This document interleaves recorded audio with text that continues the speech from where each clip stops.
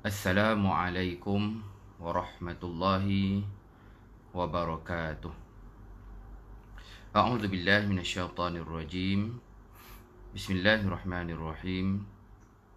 Innal hamdalillahi nahmaduhu wa nasta'inuhu wa nastahdihi wa nastaghfiruhu wa na'udzu billahi min syururi anfusina wa min sayyiati a'malina man yahdihillahu fala mudilla lahu ومن يضلله فلا هادي له أشهد ونشهد أن لا إله إلا الله وحده لا شريك له وأشهد أن محمدا عبده ورسوله اللهم صل وسلم وبارك على رسولنا محمد صلى الله عليه وسلم وعلى آله وأصحابه أجمعين. Alhamdulillah, tuan-tuan, perempuan, sahabat-sahabat Facebook dan semua yang mengikuti kuliah online kita pada pagi ini, marilah sama-sama kita mulakan pertemuan secara maya ini dengan kita panjatkan setinggi kesyukuran dan setinggi puji-pujian kehadrat Allah Subhanahu wa taala atas segala kurniaan, segala rezeki, segala nikmat-nikmat Allah Subhanahu wa taala yang masih lagi dipinjamkan, masih lagi dipanjangkan kepada kita.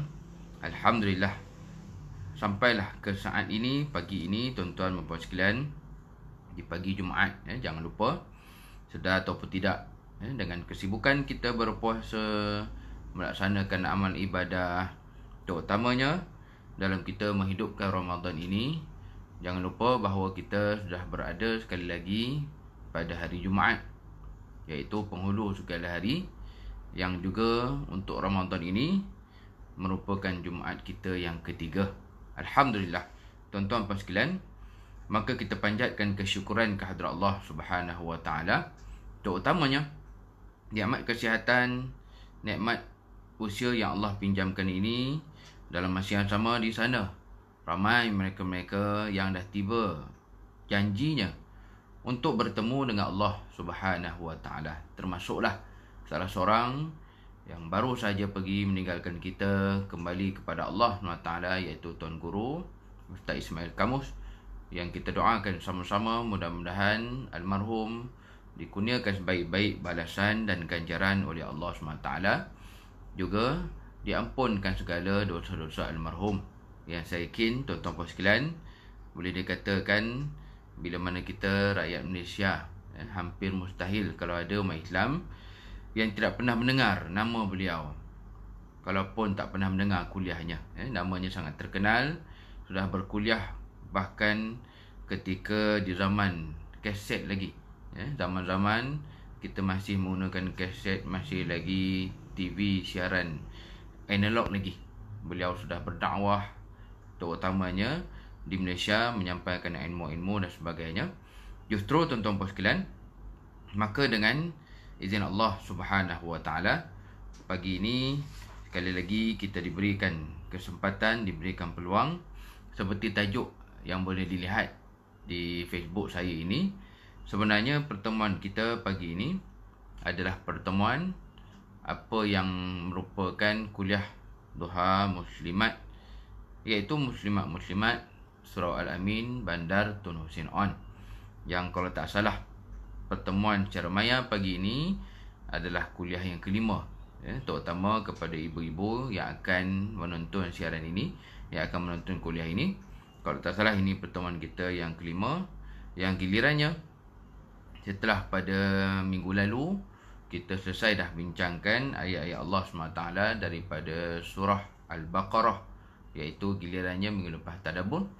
Maka pagi ini insya-Allah macam biasa kita akan tukar kepada bab ataupun tajuk yang lain, yang insya-Allah kita akan sama-sama sambung pengajaran dan iktibar daripada hadis-hadis Nabi SAW tentang dirinya, tentang pribadi baginda yang mulia, iaitu daripada kitab Syama'il Muhammadiyah.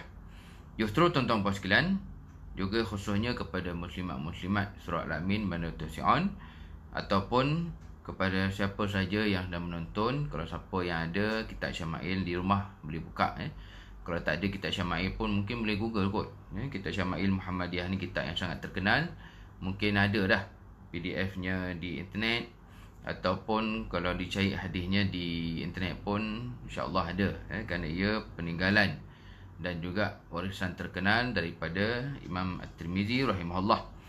Baik, tuan-tuan sekalian, ibu-ibu yang dirahmati Allah, kalau ada yang masih ingat, terakhir sekali pertemuan kita 2 minggu yang lalu daripada kitab Syama'il Muhammadiyah ini, kita berhenti sampailah kepada bab, kalau tak salahnya bab 13. Tengok cetakan masing-masing kan.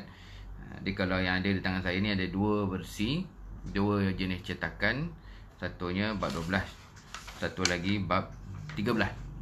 Apapun tajuk kita, tajuk bab ini iaitu bab cara Nabi SAW memakai cincin. Bukan tajuk sebelum. Kalau tajuk sebelum adalah cincin Nabi SAW. Tajuk ni khusus tentang cara. Jadi Imam Tirmizi rahimahullah, walaupun balik kepada perkara yang sama iaitu cincin baginda sallallahu alaihi wasallam, tapi Imam Tirmizi rahimahullah beliau membagikan bab cincin ni kepada 2. Yang pertama, secara umum tentang cincin baginda sallallahu alaihi wasallam. Yang keduanya tentang pemakaian, cara baginda memakai cincin. Baik, jadi kita sambung pagi ni. Kalau dalam versi cetakan PTS ni, hadis yang kita sambung pagi ni hadis yang ke 30, hadis yang ke 97. Adapun satu lagi cetakan versi yang saya ada ini, hadis yang ke 94. Baik, siapa perawinya?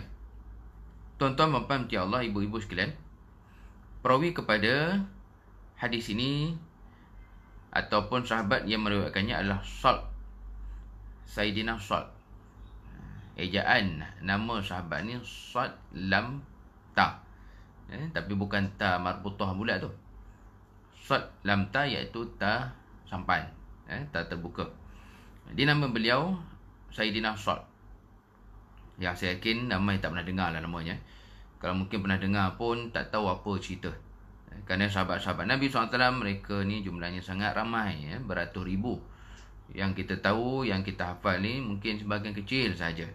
Yang paling terkenalnya apa yang diselawatkan dalam solat-solat tarawih lah. 4 khalifah-khalifah, mereka-mereka yang membawa, menyambung apa yang dibawa oleh Nabi SAW menjadi pemerintah selepas baginda, iaitu khalifah yang 4. Jadi selain daripada mereka ramai lagi sahabat, salah seorangnya Sayyidina Sa'd.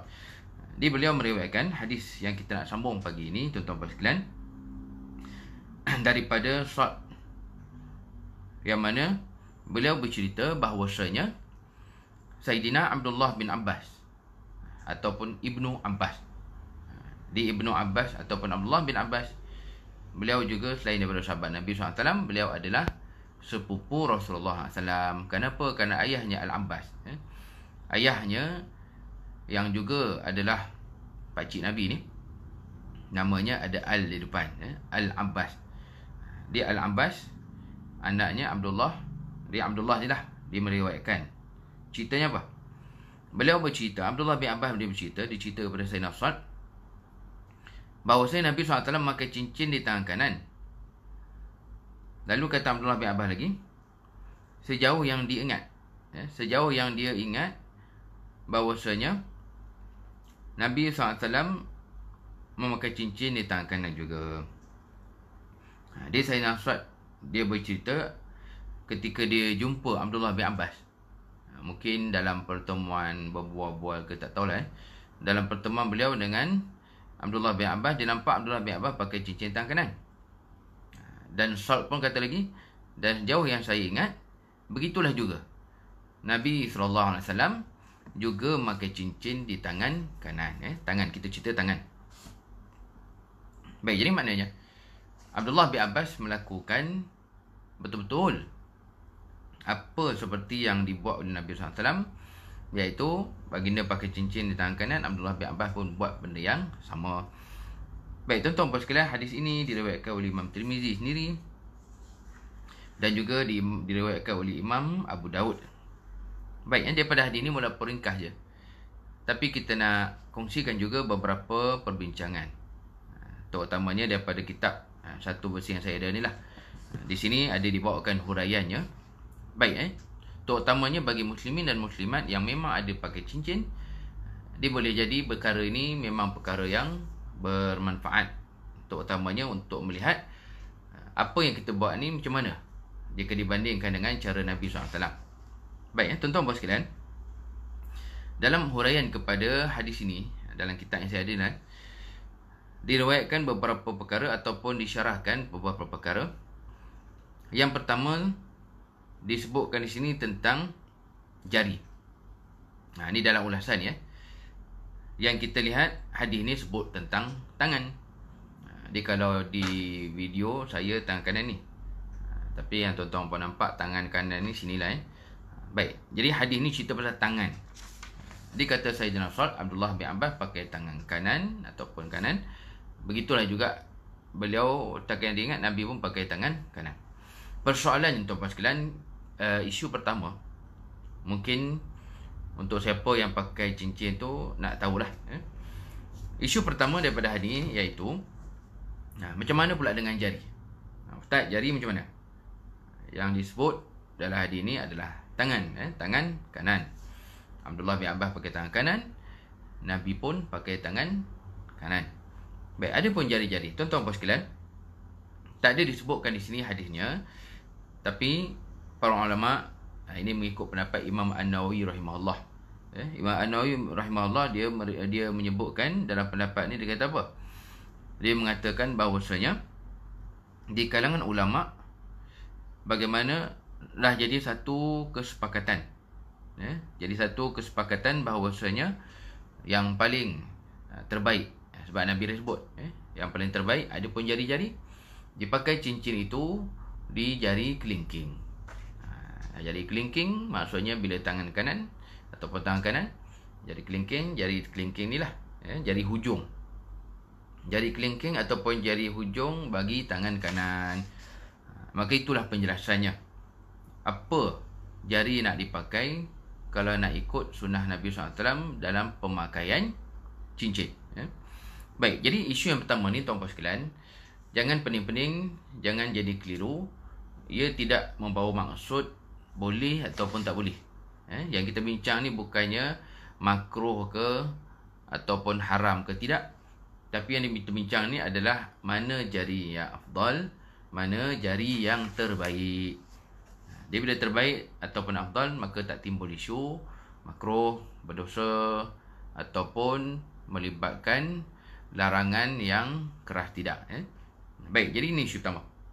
Kalau siapa yang memang pakai cincin ataupun ibu-ibu sekalian, suami yang pakai juga, macam saya, tak ada. Memang daripada kahwin pun tak ada. Dia bila tak ada ni, tak terlibatlah dengan sunnah ni. Jadi kalau memang siapa yang ada pakai, baik muslimin, baik muslimat, maka itulah jari yang paling elok, ataupun yang afdal, yang sunnahnya dipakai, iaitu jari kelingking bagi tangan kanan. Jari hujung ni, jari kelingking ni bagi tangan kanan. Baik. Adapun begitu, tidaklah pula dilarang jika hendak memakai pada jari-jari yang lain. Jari-jari yang lain pun tak ada masalah. Jangan ada yang buat terkejut pula. Jadi macam kena karen kan. Ustaz, barulah saya tahu, tak boleh ke pakai jari lain. Tuan-tuan puan sekalian, macam saya sebut tadi, tak timbul isu tak boleh, dilarang, haram ataupun dibenci ataupun makruh.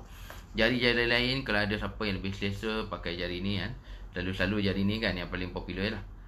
Siapa yang nak pakai cincin jari ni ke ataupun jari yang lain pun tak ada masalah, walaupun yang afdalnya adalah jari kelingking. Selesai. Baik, tuan-tuan puan sekalian, isu yang kedua, ada juga di sana sebahagian riwayat menyebutkan larangan pada jari tengah. Larangan yang diriwayatkan disebut sendiri oleh Nabi SAW. Baik, jadi isu larangan cincin dipakai pada jari tengah, ulama menyebutkan ia jatuh pada kategori tak digalakkan. Jadi macam saya sebut tadi, tak timbul isu berdosa tidak, dia tidak berdosa. Cuma tak digalakkan, Nabi memang ada sebut jari tengah ni tak digalakkan untuk pakai cincin. Apatah lagi kalau dia sendiri dia, maknanya tak ada geng, ni tak ada, ni tak ada, jari telunjuk pun tak ada, ni seorang-seorang ni je. Dia memang ada riwayat sebahagiannya menyebutkan Nabi tak menggalakkan, Nabi melarang pakai jari tengah. Baik, jadi maknanya yang kita boleh sebutkan secara ringkas, tuntutan yang berbentuk afdal pakai cincin ni adalah jari kelingking. Kalau tidak pun, pakailah mana-mana jari pun dalam masa yang sama. Jangan lupa, pada pemakai cincin tu pun ada pahala bila mana kita niatkan untuk mencontohi sunnah Rasulullah sallallahu alaihi wasallam. Baik, tuan-tuan dan puan selesai. Dua perkara dah kita selesai daripada hadis kita pertama pada pagi ini. Kalau siapa yang baru ikuti, kalau siapa yang dapat cari ataupun memang ada kitab Syama'il Muhammadiyah, boleh buka bab 12 ataupun bab 13 tentang cara Nabi SAW memakai cincin. Bukan bab cincin, tapi bab berkaitan dengan cara baginda memakai cincin. Baik, jadi selesai dua isu yang pertama, iaitu jari mana yang betul-betul elok, yang paling afdalnya jari kelingking. Dalam masa yang sama, atau berapa eloknya jari tengah. Tapi secara umumnya pakailah mana-mana pun. Baik, isu yang ketiga, tuan-tuan dan puan baru kita nak masuk hadis ni. Kalau siapa boleh tengok hadis ni, hadis dalam sebahagian versi kata hadis 97, tapi ada satu lagi versi yang saya ada ni hadis 94. Baik, ada pun isu tangan, macam hadis ni sebutlah, daripada Sayyidina Sa'd. Sahabat yang nama Sa'd ni, Sayyidina Sa'd ni kata, saya lihat Abdullah bin Abbas pakai cincin tangan kanan, dan seingat saya Nabi pun pakai cincin tangan kanan. Baik, ada pun isu yang ketiga ni, tuan-tuan puan sekalian, memakai pada tangan kanan ini ia melibatkan galakan yang kuat. Masih lagi bukan wajib, belum sampai tahap wajib atau fardu, tapi galakannya sangat kuat. Seperti yang kita dah sebutkan sebelum ini, selain daripada persoalan mendahulukan kanan, pada saya kanan ni, kalau tuan-tuan puan tangan kanan ni lah. Isunya tuan-tuan puan sekalian, saya ulang balik pagi ni, mendahulukan kanan bukan semata-mata masalah sunnah, tapi kanan memang sepatutnya identiti kita. Kita orang Islam, patutnya inilah identiti kita, mendahulukan kanan. Satu lagi, kanan dan kiri adalah persoalan yang berterusan sampai kiamat. Itu yang disebut oleh Allah Ta'ala. Kalau siapa yang selalu amalkan surah Al-Waqi'ah, confirm jumpalah. Awal-awal surah Al-Waqi'ah Allah sebut, fa ashabul maimanati ma ashabul maimanah, wa ashabul masy'amati ma ashabul masy'amah. Dia Allah ni sebut, di akhirat adanya golongan kanan, ada golongan kiri. Dan begitu juga kalau tak salah dalam surah Al-Haqqah pun Allah sebut benda yang sama, tapi dalam perkara yang lebih khusus Allah kata apa? Allah kata betapa beruntungnya mereka yang mendapat buku catatan amalan dari tangan kanan. Bayangkan kalau ikut uji kita dalam kehidupan harian, kita ambil benda pun kadang tak perasan tangan mana, kerana asal ambil sudahlah. Ada sebagian orang bahkan pada benda-benda yang sepatutnya kanan pun dia buat tak indah je, suap makanan ke mulut, kadang main belas aja, main bedal aja. Tapi kata Allah Ta'ala punya besarnya kanan dan kiri, sampaikan pemberian buku catatan amalan ketika di akhirat punya seronok. Allah sebut dalam firman-Nya, Bismillahirrahmanirrahim, fa amma man utiya kitabahu bi yaminihi fa yaqulu ha umqra'u kitabiyah. Dia kata Allah yang dapat buku catatan tangan kanan, mai tengok sini, seronoknya aku, gembiranya. Sebab apa? Dapat buku catatan tangan kanan. Yang kalau untuk kehidupan kita di dunia ni, tuan-tuan puan sekalian, tak tahulah kita pernah buat ke tidak kan. Ada apa result baik ke apa benda ke, selalunya kerana result tu lah, kerana benda tu sendiri, bukan kerana tangan kanan ke tangan kiri ke. Jadi ini yang kita lihat. Maka isu yang ketiga, sebaik-baiknya dahulukanlah tangan kanan, kerana ia memang apa yang dibuat oleh Nabi SAW dalam pemakaian cincin. Dia dalam pemakaian cincin, memang Nabi, semacam hadis yang sebut, Nabi pakai pada tangan kanan. Dia maka satu afdaliyah, keutamaan yang tak perlulah kita pening-pening, maka terpakailah perkara yang sama kepada kita, mendahulukan kanan dalam memakai cincin, iaitu tangannya. Baik, itu yang ketiga. Kemudian yang keempat, tuan-tuan memperhati Allah Ta'ala, khususnya ibu-ibu sekalian, Jemaah Muslimat Surah Al-Amin, Bandar Tun Hussein On. Satu lagi perkara yang tak ada disebut dalam hadis ni, tapi ada disebut dalam huraian ataupun dalam syarah ni. Saya nak kongsikan satu perkara yang mungkin ramai tak tahu. Ataupun kalau ramai kita tahu pun mungkin tak pernah buat pun kan. Pelik. Kalau buat pun mungkin rasa pelik. Baik, para ulama meriwayatkan yang ada hadis sebenarnya. Ada juga hadis-hadisnya. Allah kita akan lihat hadisnya ini dalam hadis berikutnya. Hadis yang selepas ni insya-Allah kita akan tengok. Tapi saya sebut sekali terus. Walaupun belum masuk hadis dia, saya sebut sekali sebab benda ni dah ditulis di sini.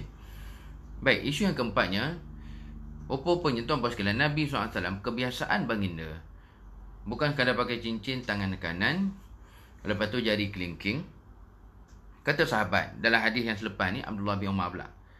Hadis tengah kita bincang ni Abdullah bin Abbas. Abdullah bin Umar kata, Nabi SAW dalam memakai cincin, baginda akan memusingkan matanya ataupun batunya, ataupun satu lagi mungkin kita boleh katakan ukirannya.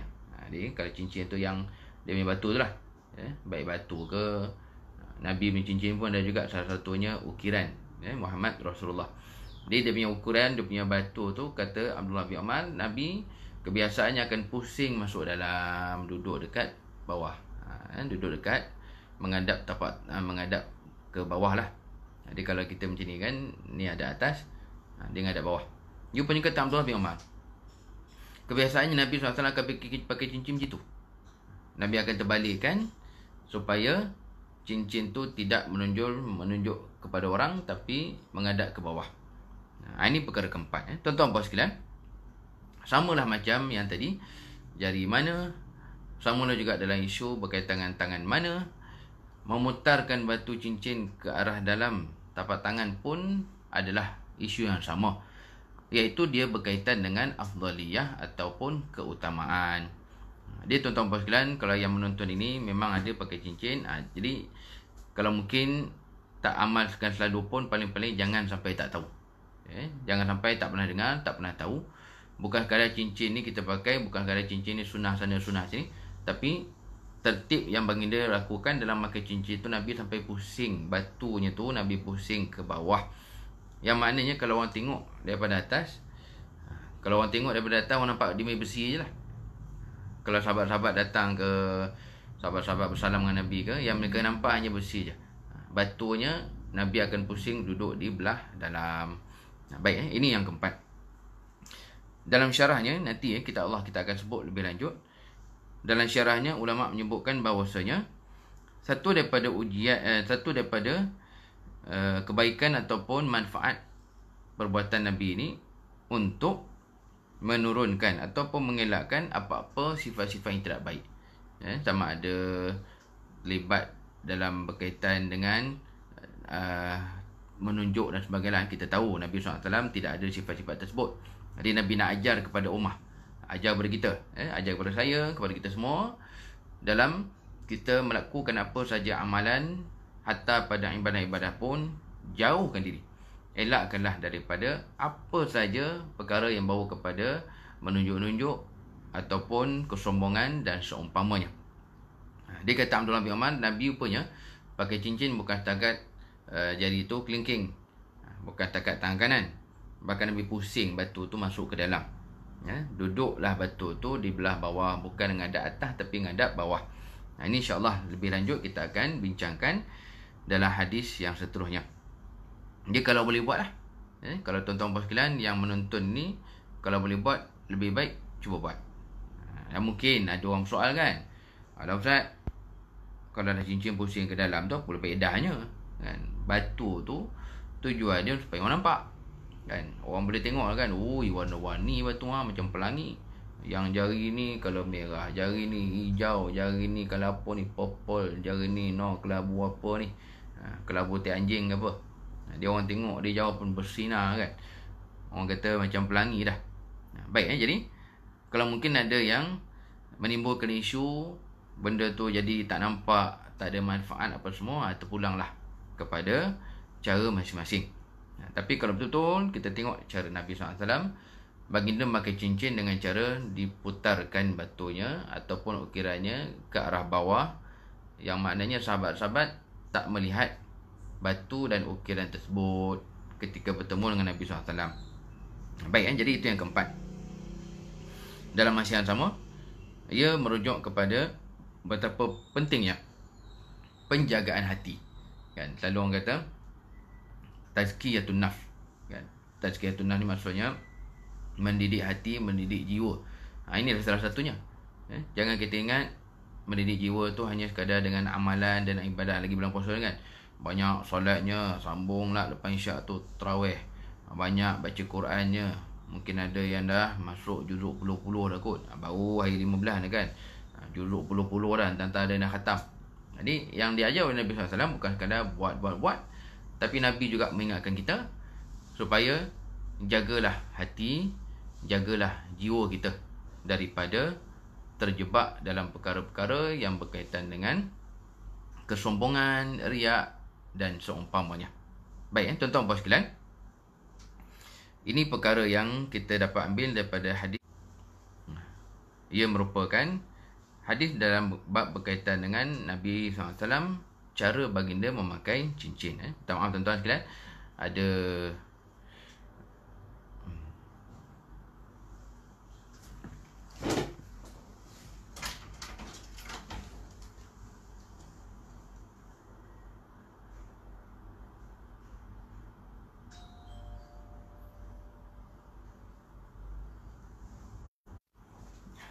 minta maaf tuan-tuan, ada gangguan sikit. Dia live Facebook pakai handphone ni, masalahnya bila call masuk dia jadi berhenti pula, dia jadi pause pula. Baik, alhamdulillah kita selesai hadis pertama pagi ni. Hadis tu cerita Nabi memakai cincin tangan kanan je, tapi kita bincangkan juga beberapa perkara yang lain. Baik, kemudian kita lihat hadis seterusnya. Dalam satu versi cetakan PTI ni, hadis yang ke 98, ataupun satu lagi yang saya ada ni, hadis yang ke 95 daripada Abdullah bin Umar ataupun Ibnu Umar. Baik, diriwayatkan bagaimana Nabi SAW mempunyai sebentuk cincin daripada perak, batunya menghadap ke dalam. Ni saya sebut tadi, Nabi pakai cincin, kita selalu tak terfikir bukan nak pusing ke dalam, yang kita anggap benda tu tak ada kaitan kot dengan sunnah ke apa, tapi itulah apa yang Nabi buat. Boleh kata itulah sunnahnya, pusing batu tu ke dalam.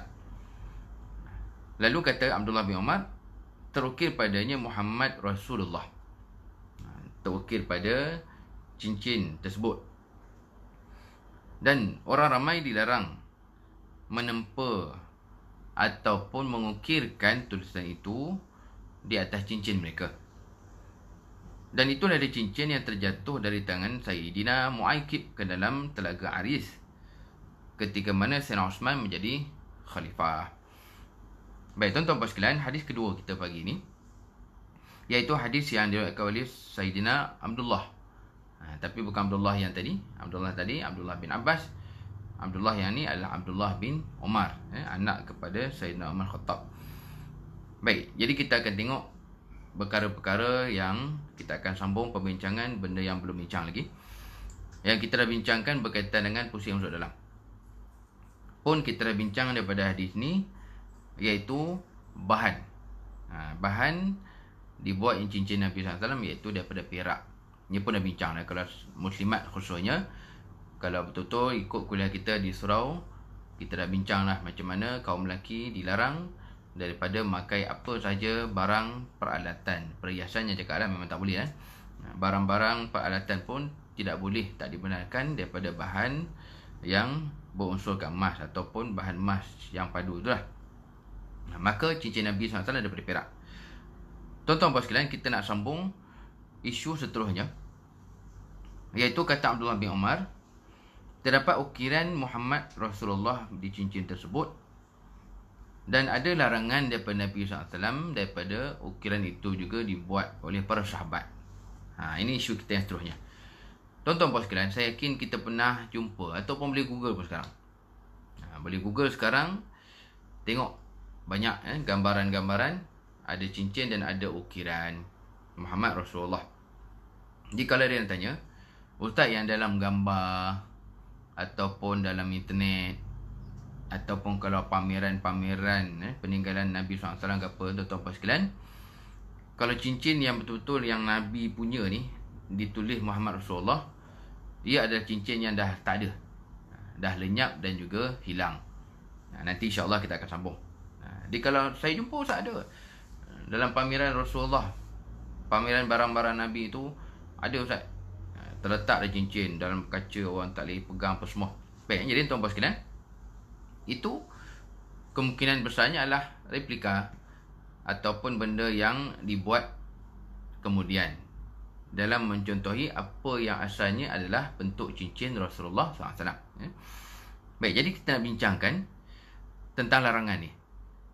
Larangan ni dalam syarah ataupun rayah hadis ni, ulama menyebutkan ia berlaku di zaman Nabi SAW. Jadi sebagian ulama menyebutkan mengukir Muhammad Rasulullah ni khusus pada zaman tu lah. Jadi kalau ada yang terlibat zaman sekarang ni, boleh ke nak ukir macam tu juga? Boleh. Tapi tuan-tuan sekalian, dia akan bawa kepada satu isu lain. Isu lainnya apa? Isu lainnya kita boleh jaga tak kemuliaan kalimah tu. Maknanya waktu kita pakai tu ingat-ingat lah, jangan terduduk. Kalau kata nak masuk tandas, buka. Kalau nak buang air ke mandi ke, jangan lupa tinggalkan, cabut dulu. Itulah isu lain yang berlaku. Adapun untuk umat kemudian, untuk kita, tidaklah berlaku larangan yang sama. Jadi kalau kata sahabat-sahabat Nabi ni, mengapa larangan tu ada? Larangan itu antara tujuannya untuk mengelakkan kekeliruan. Terutama tuan sekalian, kalau siapa ikut kita punya bab cincin ni daripada awal, ia bukan semata-mata sunnah Nabi SAW dan juga bukan semata-mata koleksi peribadi. Tapi cincin Nabi SAW ni sebenarnya adalah cop muhur yang mengesahkan bahawa surat dan dokumen ini daripada kerajaan Islam Madinah.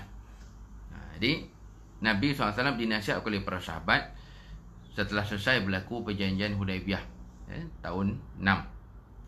Dia habis perjanjian Hudaibiyah antara kerajaan Islam Madinah dan orang kafir Quraisy di Mekah. Jadi keamanan tu dah ada. Nabi pun mula fikir nak sebarkan Islam lebih luas, hantar surat lah terutamanya. Jadi sahabat pun bagi tahu Nabi SAW, wahai Nabi, kerajaan-kerajaan luar ni kalau kata surat-surat yang dihantar, mereka nak surat tu ada dia punya formality dia, pengesahan dia. Itulah nasihat para sahabat kepada Nabi SAW, yang maksudnya cop lah. Lalu akhirnya Nabi pun perintahkan sahabat buat cop. Tapi cop baginda itu dalam bentuk cincin, supaya tak adalah mudah hilang kan. Lagi-lagi zaman dahulu, kita pun tahu tuan-tuan sekalian, mungkin dari segi kemudahan peralatan tu tak canggih macam kita. Maksudnya zaman sekarang kan kita ada pejabat, ada laci, ada meja kerja, di rumah pun ada ruangan khusus untuk kerja, boleh simpan barang. Alangkan duduk di pejabat dan betul-betul di pejabat pun biasa kat waktu saya kerja dulu. Biasa je kawan-kawan hilang barang atas meja tu, berjalan barang tu kan. Padahal meja tu punya kita. Jadi tak adalah barang tu berjalan, benda tu diambil oleh orang walaupun kita ada tempat simpan yang proper. Jadi Nabi SAW nak bagi cop tersebut tidaklah hilang dan sebagainya, Nabi buat dalam bentuk cincin. Maka inilah berlaku larangan ini, yang mana Nabi SAW menegaskan ia tidak boleh dibuat dalam ukuran yang sama oleh sesiapa yang lain, terutamanya untuk mengelakkan kekeliruan. Kenapa? Kerana ia juga bertindak sebagai cop muhur yang mengesahkan urusan surat menyurat kerajaan Islam Madinah. Ini maksud larangan di dalam hadis ini berkaitan dengan ukiran Muhammad Rasulullah. Jadi kalau kita nak buat boleh, tapi kena jagalah, jaga kemuliaan kalimah tersebut, jaga kehormatannya.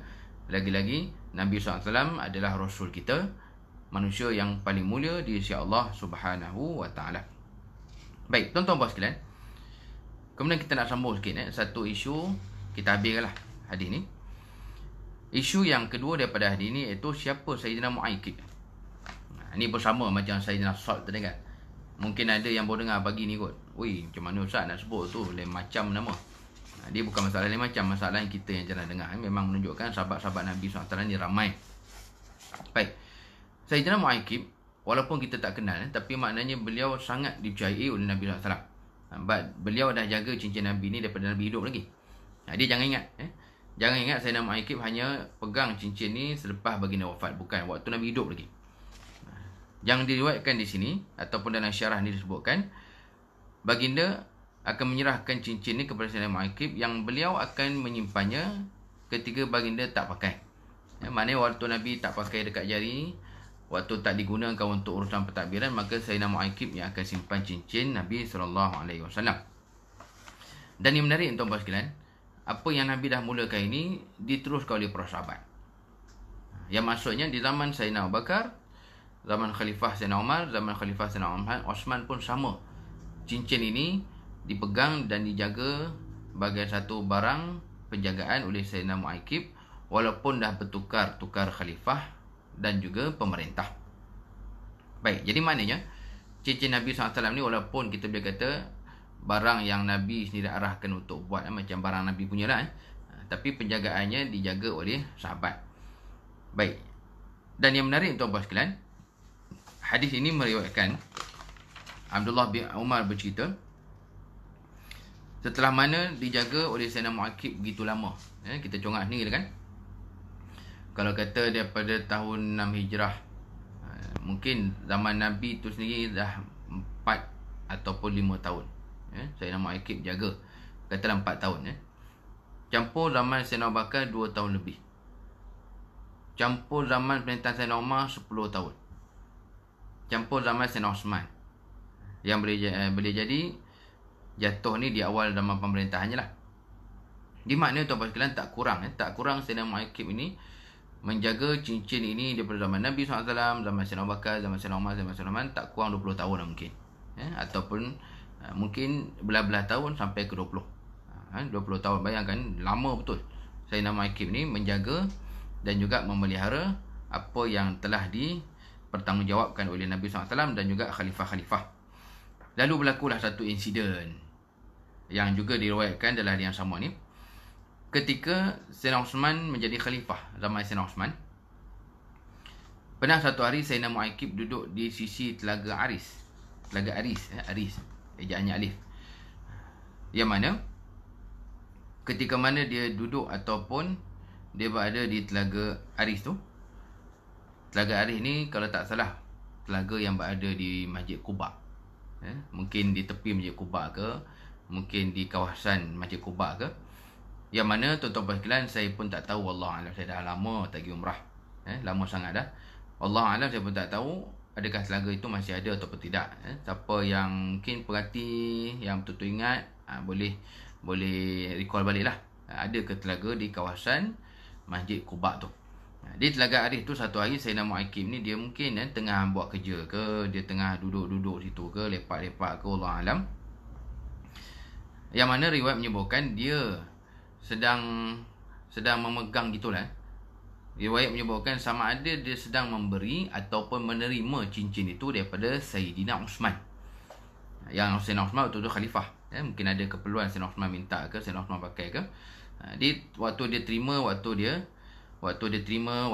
dia nak bagi tu, secara tidak sengaja cincin itu terjatuh dalam telaga Aris.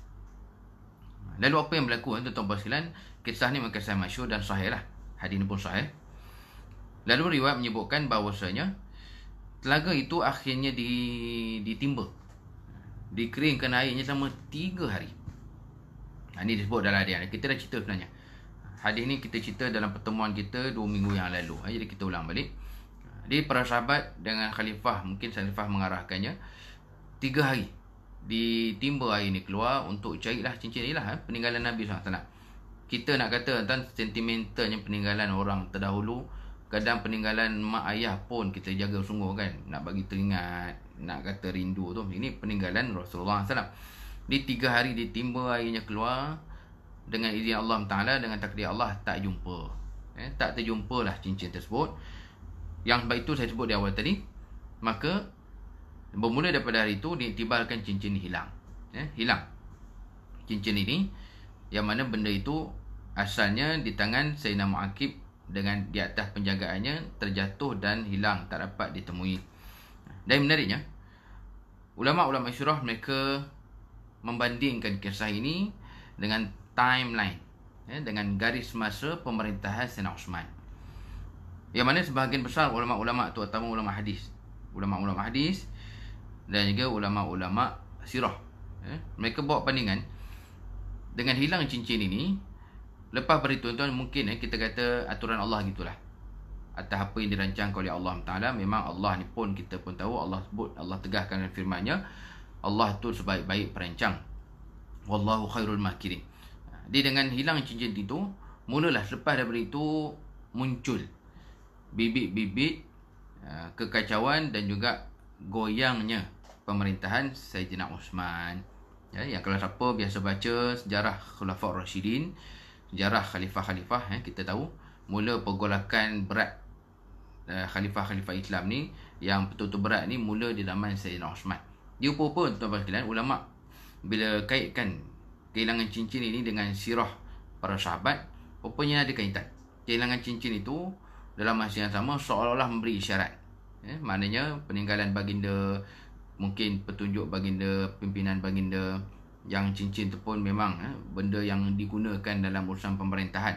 Dia seolah-olahnya bila mana hilangnya kuil tersebut, maka terangkatlah, mungkin kita kata secara hikmahnya, warisan Nabi SAW. Itu yang akhirnya ulama sirah kata, mula daripada hilang cincin ini, munculnya bibit-bibit segala macam masalah dalam urusan pentadbiran Sayyidina Osman, sehingga akhirnya membawa kepada wafatnya beliau. Dalam maksud yang lebih tepat lagi, syahidnya Sayyidina Osman dibunuh di dalam rumahnya sendiri oleh para pemberontak. Jadi tuan-tuan puan sekalian, kalau betul-betul kita baca sirah para sahabat Khulafaur Rasyidin, mula zaman Sayyidina Osman pertengahan, kerana Sayyidina Osman dimerintah belasan tahun, kalau tak salah 12 tahun. Dia daripada pertengahan pemerintahan beliau sampailah beliau syahid, wafat. Itulah berlaku pergolakan sampai berterusan di zaman Sayyidina Ali menjadi khalifah. Baik, tuan-tuan puan sekalian, alhamdulillah, khususnya ibu-ibu yang dirahmati Allah Ta'ala, jemaah kuliah muslimat surah Al-Amin Bandar Tuan.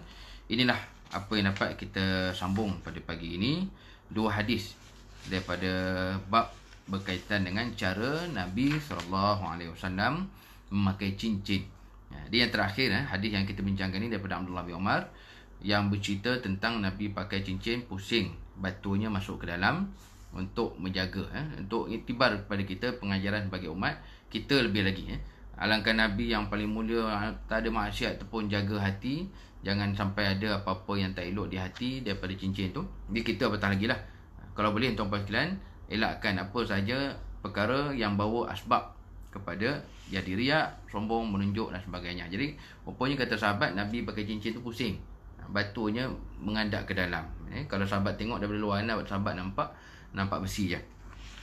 Baik, begitu juga terakhir tadi kita sebut, mulanya fitnah dan goyahnya pemerintahan Sayyidina Osman setelah hilangnya cincin Nabi SAW ini, terjatuh ke dalam telaga Aris, yang mana ia asalnya dijaga oleh Sayyidina Mu'aykib, yang mana ditakdirkan Allah hilanglah cincin tersebut sampailah ke zaman kita ini. Baik, tuan-tuan sekalian, untuk akhirnya, bila kita dah dengar nama beliau ni, kita bincang sikit. Sayyidina Mu'aykib, walaupun kita tak pernah dengar, jarang-jarang kita dengar nama sahabat ni, beliau hakikatnya memang seorang sahabat yang sangat-sangat dipercayai, yang diriwayatkan bahawasanya beliau ni juga tergolong dari kalangan ahli Badar. Ahli Badar ni maksudnya sahabat yang betul-betul super senior. Jadi kita bayangkan, perang zaman Nabi ni banyak peperangan, tapi dalam peperangan yang lain tak ada gelaran ahli Uhud, ahli Ahzab, ahli Hunain, tak ada. Yang ada gelaran ni ahli Badar je, menunjukkan super senior di kalangan sahabat-sahabat Nabi, terutama yang terlibat dalam perang Badar, kedudukan mereka tinggi. Di dalam kalangan ulama sirah pun memang mereka memang betul-betul menggelarkan begitu kepada ahli Badar. Baik, Sayyidina Mu'aykib pun punya sama, daripada 300 ahli Badar, tentera Badar tu, beliau punya salah seorang daripadanya. Dan beliau juga pernah berhijrah ke Hamsyah. Yang maksudnya tuan-tuan sekalian, Sayyidina Mu'aykib antara sahabat yang awal masuk Islam. Tapi malangnya kita tak ada dengar kan, jarang dengar nama beliau. Yang beliau adalah salah seorang daripada Muhajirin, orang-orang Mekah yang awal-awal dulu dah masuk Islam, dan pernah juga berhijrah ke Hamsyah. Bila berhijrah ke Hamsyah ni maksudnya awal lah. Kalau tak salah, hijrah ke Hamsyah ni tahun 5 hijrah, tahun 5 kenabian. Maksudnya awal-awal dulu beliau memang dah masuk Islam, semenjak zaman Mekah lagi. Dan Sayyidina Abu Bakar, Sayyidina Umar serta Sayyidina Osman, nak kata dipercayai beliau ni, dipercayai sungguh oleh khalifah-khalifah. ketiga-tiga khalifah juga melantik beliau bagi menguruskan Baitul Mal, ataupun organisasi yang menguruskan harta umat Islam. Zaman kita sekarang kan Baitul Mal ni yang menguruskan harta zakat lah. Jadi rupa-rupa tuan sekalian, zaman dulu tiga khalifah yang awal tu mempercayai Sayyidina Mu'aqib untuk menjaga Baitul Mal. Mungkin pengarah lah kot, buah besar Baitul Mal lah kalau zaman sekarang ni. Sekaligus beliau juga adalah penyimpan cincin Rasulullah SAW. Baik tuan-tuan sekalian, itulah perkongsian kita pagi ini, ibu-ibu sekalian. Jadi kalau ibu-ibu yang tengok ikuti kuliah kita ni, dan memang ada buku di depan tanda, kita berhenti sampai hadis daripada Abdullah bin Umar, cincin Nabi akhirnya jatuh ke dalam telaga Aris. Ya, insyaAllah nanti kita akan sambung hadis seterusnya, iaitu daripada Sadiq bin Al-Bakir, iaitu hadis tentang Sayyidina Hasan bin Husain. Jadi insyaAllah itu yang kita akan sambung dalam pertemuan yang akan datang kalau panjang umur lah. Jadi tuan-tuan sekalian, selain daripada manfaat yang mudah-mudahan kita dapat daripada perbincangan ini, sama-sama marilah kita tutup kuliah kita pada pagi ini, pagi yang mulia, pagi Jumaat yang tadi pun hujan juga, sama-sama kita tutup dengan surah Al-Fatihah. Kita niatkanlah bagai pahala kita hadiahkan daripada bacaan Al-Fatihah ni kepada guru-guru kita, ibu ayah kita, saudara mara kita yang telah pergi, juga khususnya kepada guru kita secara umumnya, almarhum Ustaz Ismail Kamus yang baru saja bertemu Allah Ta'ala pada tengah malam tadi, yang kita doakan mudah-mudahan segala tunjuk ajar, saya yakin kita semua adalah murid beliau secara tak langsung, kita dah dengar kuliahnya daripada zaman kaset lagi. Mudah-mudahan segala ilmunya, segala apa yang beliau tinggalkan, penulisan, buku dan juga syarahan-syarahannya itu menjadi pahala yang mengalir kepada almarhum, jariah yang menghidupkan dirinya dan juga rohnya di alam kubur, insyaAllah. Al-Fatihah. A'udzubillahi minasyaitonirrajim. Bismillahirrahmanirrahim. Alhamdulillahirabbil alamin, arrahmanirrahim, maliki yaumiddin. Iyyaka na'budu wa iyyaka nasta'in. Ihdinas siratal mustaqim. Siratal ladzina an'amta 'alaihim ghairil maghdubi 'alaihim waladdallin. Amin. A'udzubillahi minasyaitonirrajim. Bismillahirrahmanirrahim. Alhamdulillah, salatan wa salaman ala Rasulillah. Allahumma ja'alna minal ladzina yastami'una al-qawla fayattabi'una ahsanah. Sallallahu ala sayyidina Muhammad walhamdulillahirabbil alamin. Wassalamualaikum warahmatullahi wabarakatuh.